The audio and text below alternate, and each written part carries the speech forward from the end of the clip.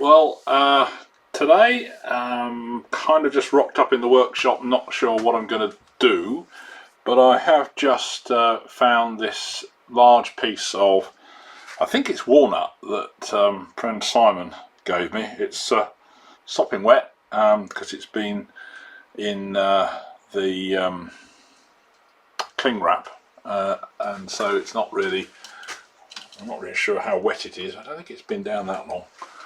So I think I'm going to do a hollow form. So I've got a big face plate I'm going to put on, and some big jaws for a 10 at the bottom, and then get the hollowing tools out, I think. So first thing, screw this on. Right, got half a dozen screws on there. And let's see if I can get it on the headstock. I may have misjudged this, it may not fit. Let's just see.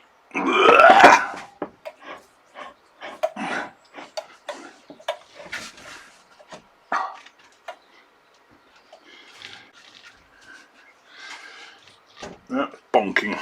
Okay, I have to do it at an angle. Right, I'll reset and do that now.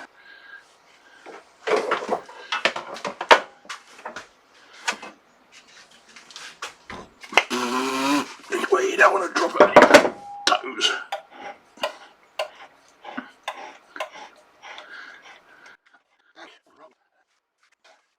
I think once I've got rid of the eccentricity, I think it'll be okay. Right, time to tighten up the grub screws on the faceplate so it doesn't come spinning off as it's very heavy. Okay, so I've got this set up now, and I'm going to turn it in reverse, and it's extremely out of weight. I've tightened up the grub screws, and let's see what happens. Turn it on.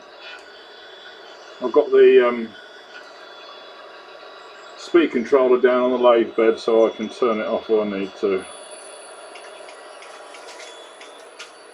That's pretty scary.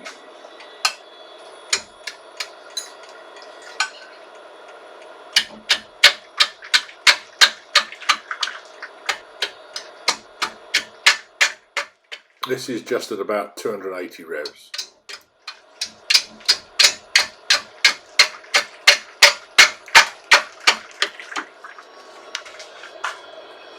This is going to be slow and steady.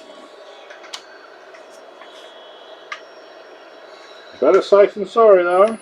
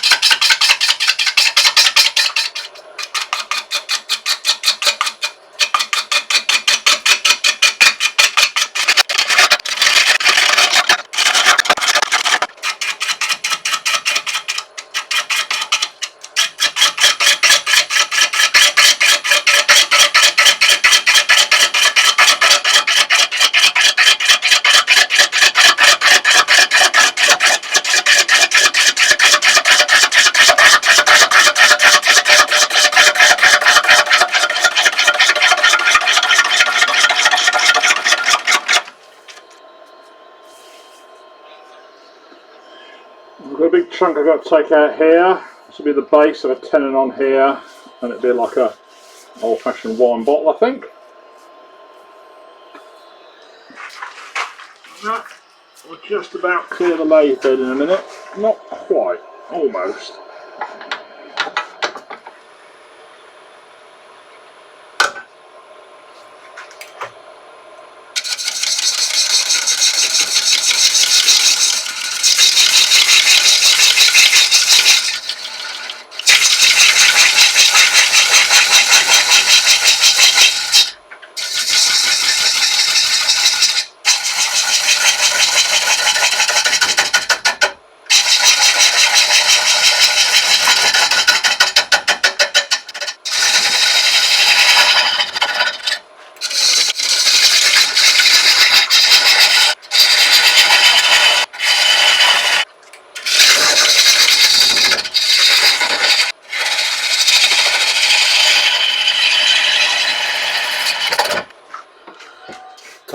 just remove the knobbly bit with a saw to make turning the end easier.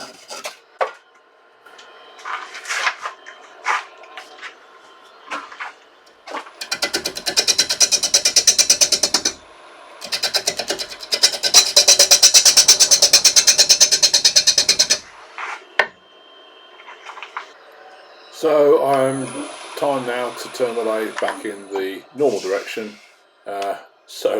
I'll be turning towards me from the centre, not the far side as I have been so far.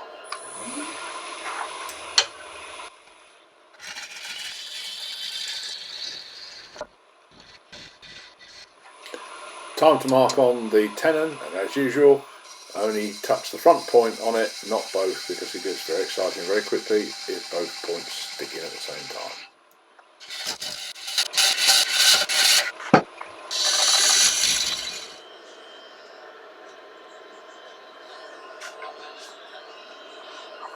So the tenon's formed,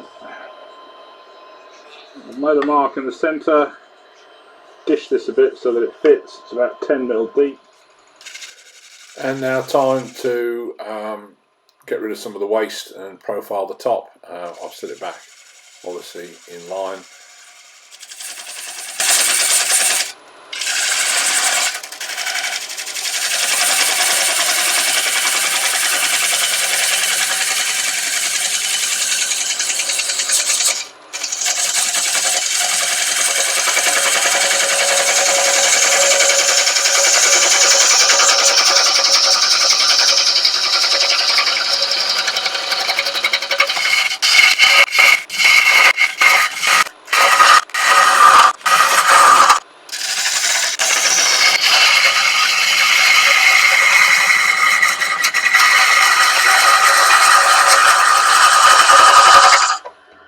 Right, time to take it off the faceplate and get it on the chuck.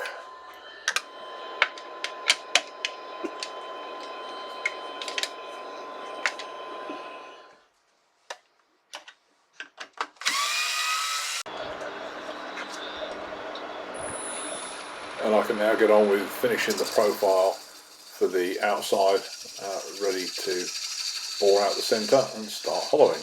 There's still quite a lot of wood to be got rid of though.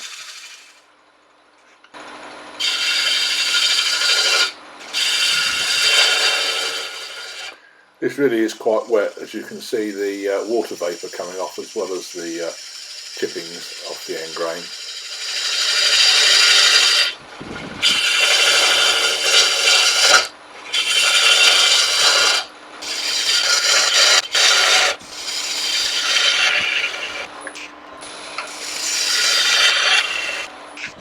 Right, at last I've got a shape. I've left a nice fat, strong neck so that when I hollow it out I won't break it off. I can reprofile that at the end. So first of all I'm going to drop a big 7/8 drill all the way down for the depth, and then put another Forstner down to take a chunk out as well.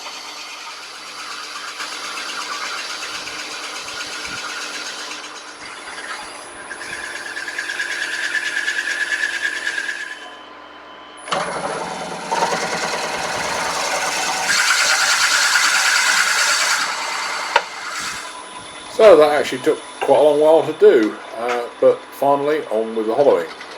I'm going to start with the Clayton hollowers, because I still haven't settled on one hollowing system that really works the best way. I think it'd be nice to get the Simon Hope hollowing rig, but at 400 quid I think I'm going to make do for a while with all the second-hand tools that I've managed to get and accumulate. But at least I get to play with them all. As always, I forgot that it's very useful to have this Woodcut irons tool post rest thing in with a U-shaped cradle for the tool. It's sort of a halfway house between a proper hollowing rig with an articulated arm. It does take a lot of the worry about the tool catching horizontally. You've still got to hold on to it because it can catch and flip up under your jaw if you're not careful. But this is actually been quite effective. You can do push cuts and pull cuts with the Clayton. I did realise that I needed to sharpen it halfway through doing this because it wasn't as sharp as I thought it was. But it's pulling the material out. So having realised it was a wee bit blunt, I decided not to bother to sharpen it immediately, but also now go and play with the Woodcut hollower.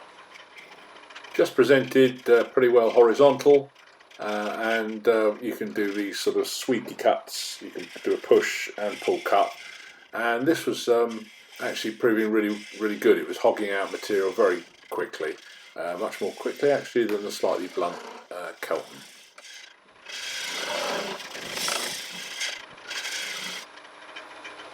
Thank goodness for the airline. Since I got this little compressor, I realised how many times I reach for the blow function for cleaning stuff down. In this case, getting the shavings out, which accumulate very quickly with the Woodcut because it really does pull out a lot of material. It's obviously suited to green wood, that's what it's designed for, and it does work really well. So time now to play with the Endoscope and see what's going on inside. And yeah, this is starting to get hollowed out. There's still a long way to go though. So in the spirit of a change is as good as a rest, time to play with another tool. This is the Crown one with the shielded cutter.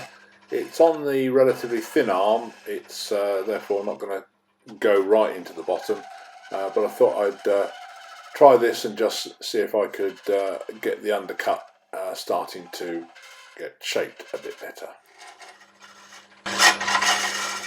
And that's proving to be quite effective, but a bit catchy, a bit snaggly, probably because it's on the thin arm. So whilst that was being relatively effective, I thought I'd go back to the Woodcut as there's a lot more material to come out, and go back to the undercut tools when I've hogged a bit more material out.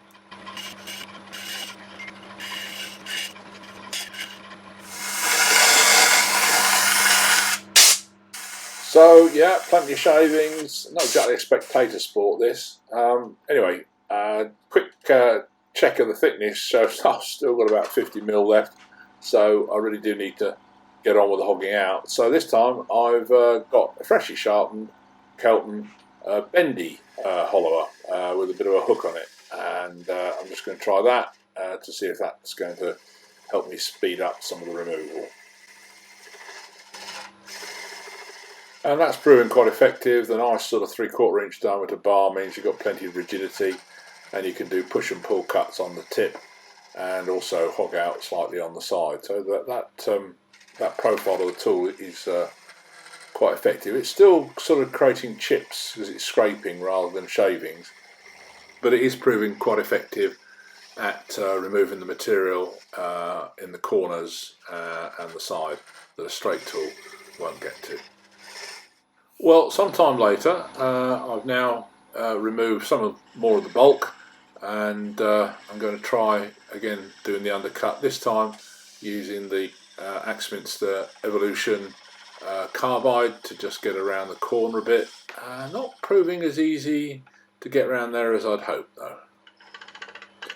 But by taking it steady and in this case swapping the tool rest around so that I could get the angle a bit more to the undercut, it is slowly getting there.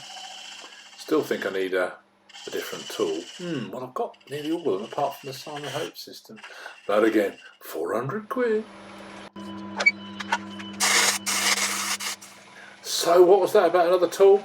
Yeah, well, okay, I've got another one. I managed to, again, second hand, buy the Sorby RS 2000 deep hollowing system, which comes with some nice 3/4 inch bar, slightly bent one like that with the various teardrop and other undercutters that you can put on, provided by Sorby, and it also comes with a straight scary slicer, which I have kept well away from at the moment. But thanks to Colin for that second hand purchase. It's another tool to play with.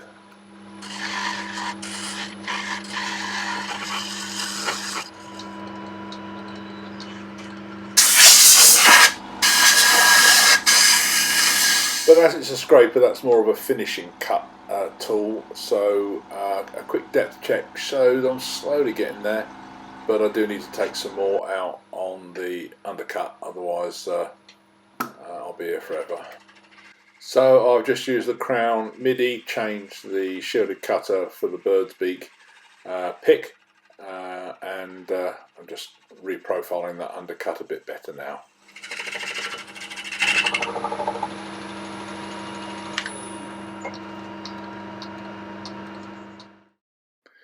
Then after another quick blast out, I check with the endoscope again, and yeah, the profile's looking okay.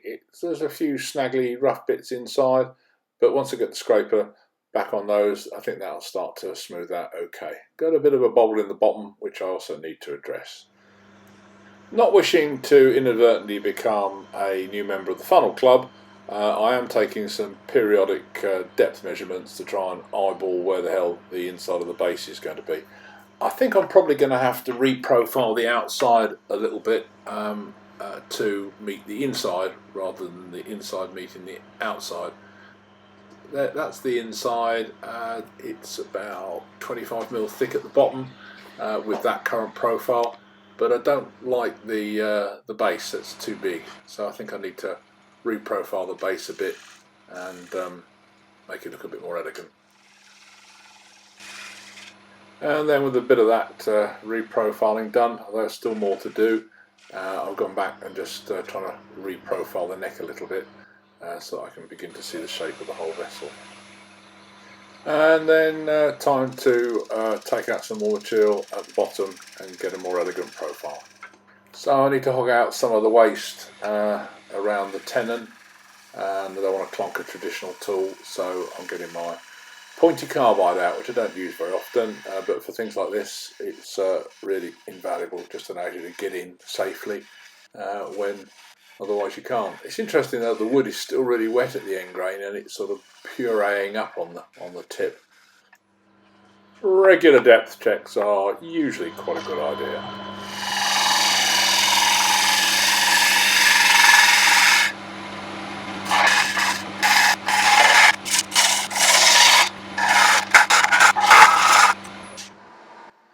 Well, I think that's about it. So I'll just go over it with the sanding arbor system through all the grits. I know it's still quite wet, but I'm not completely sure how this is going to finish off, so I want to get it as well finished as I can do before I put it into the drying bag, because you're never quite sure whether you're going to be able to come back and return it or whether it's going to be finished as it is.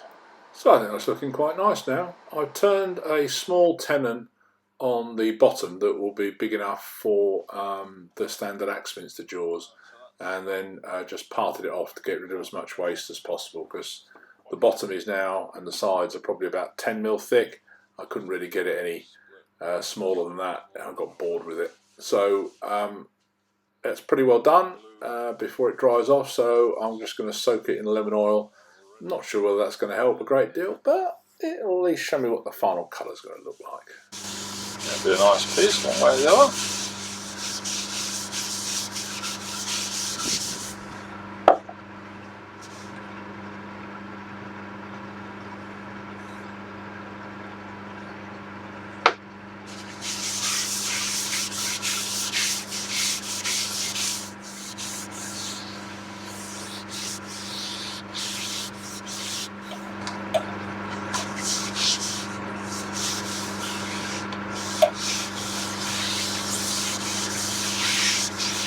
So I've got a tenon on here that's a 47mm tenon.